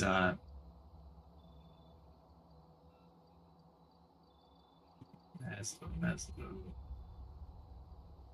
Self-actualization is how Maslow puts it, right? So there's a lot to life, and hopefully you're in a place where you can enjoy podcasts and just think about things as they come up, right? You don't need to force yourself to have to or look at something.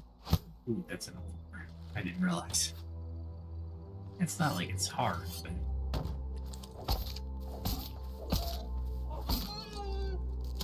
just takes a little more time to kill usually.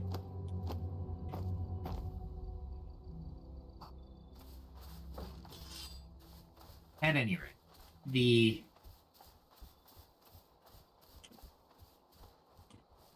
self-actualization or self-work, if you will, um,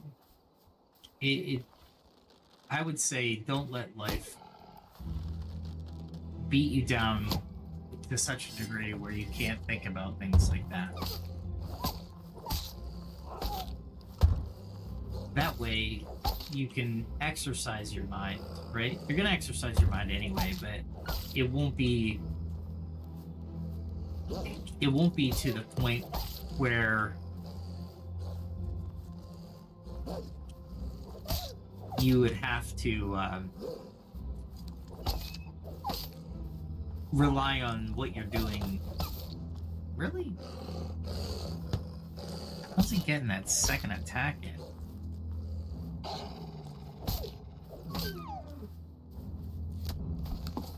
What I'm wondering, right?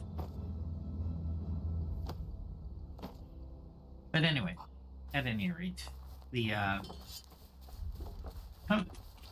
you know what? Just come to the podcast. I'm here Friday through Monday. We talk about different things.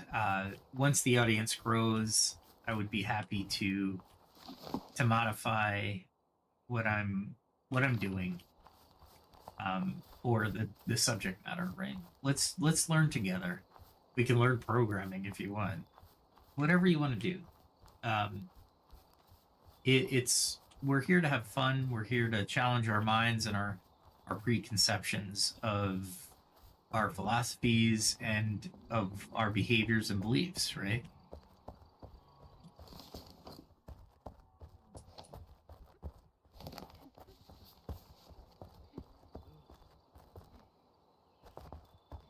Oh, is there? I don't know. I thought I heard laughter. Anyway, let me stop there because we're gonna tie it up here. So what did we learn tonight? Well, alien life remains an open question. Our research continues, of course. Light's dual nature challenges us to understanding the understanding of reality. Frequencies may hold the key to understanding the universe and consciousness. And human behavior is a complex blend of biology and culture. Remember, human behavior, just a side note, we're a chemical being, so there's a lot of chemical reactions, whether it's hormones or just different chemicals, dopamine, epinephrine. I don't know all of them, but serotonin, that kind of thing that's happening in your brain, and if at any point in the day that they become imbalanced or they're not working properly, your moods change, right? So swings in your mood. But ultimately, have fun, explore you at your nature. We're all human here on Earth. I believe wholeheartedly, especially on a day like today, Martin Luther King, the holiday. People are worth listening to. They have a message. Take in the message. You don't have to believe the whole thing, but hey, do they have something that resonates with you? Are they questioning authority? Are they providing reasoned arguments? Right? These are all things that we should consider in everyday life. There are super humans, as I call them, hyper intelligence people that will challenge our beliefs, they'll challenge our values, and they'll challenge our worldview and our universe, the universe's view, how we view the universe, right? Don't dismiss them offhand, but give them a shot. Some things you'll be able to determine for yourself whether or not you're going to believe them or do more research into what they say or dismiss them outright. And that's where we are as humans. That's your prerogative. Let's learn together on this channel. So I'm not sure how I'm going to do next session, but it won't be until Friday.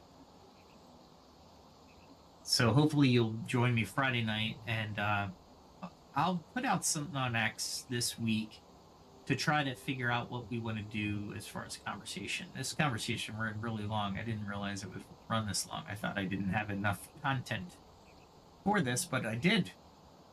So thanks for joining me. I hope you enjoy hearing about weird things tonight, human behavior, things that make sense but are all interrelated.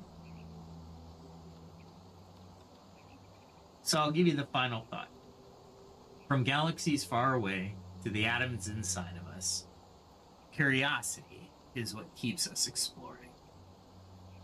Until next time, be safe, everyone, and be kind to everyone.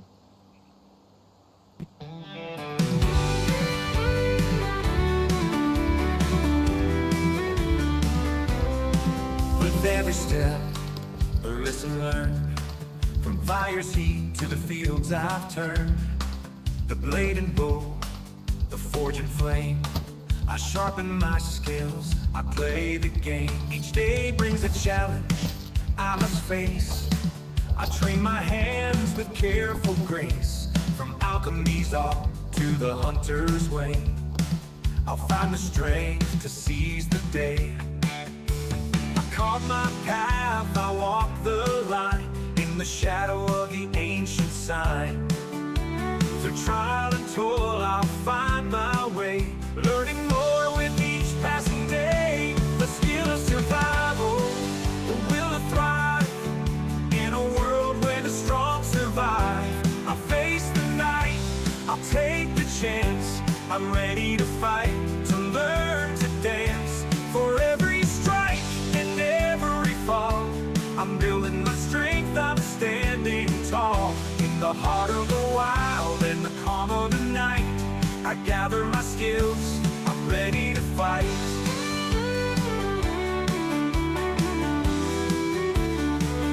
From the herbs I find to the iron I mold, each lesson learned is a story told. The stars above, they guide my hand.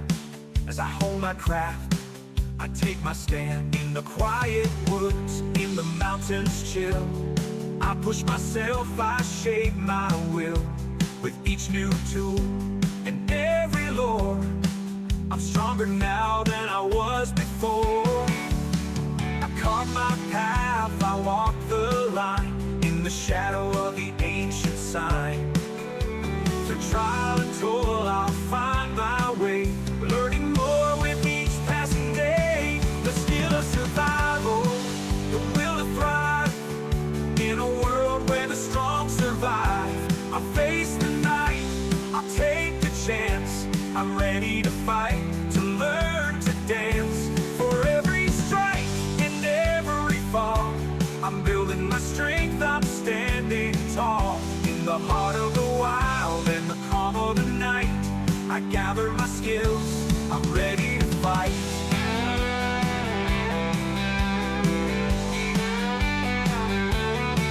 The road is long, but I won't turn back. The lessons I learned keep me on track. With each new skill, the stronger I grow. In the face of the storm, I let my courage show. I've tasted defeat, I felt the sting, but I rise again with each new spring. For knowledge is power, and wisdom the key. I'm forging my path, I'm breaking free. The skill of survival, the will to thrive, in a world where the strong survive. I'll face the night, I'll take the chance. I'm ready to fight, to learn to dance. For every strike and every fall, I'm building my strength, I'm standing tall. In the heart of the wild and the calm of the night, I gather my skills, I'm ready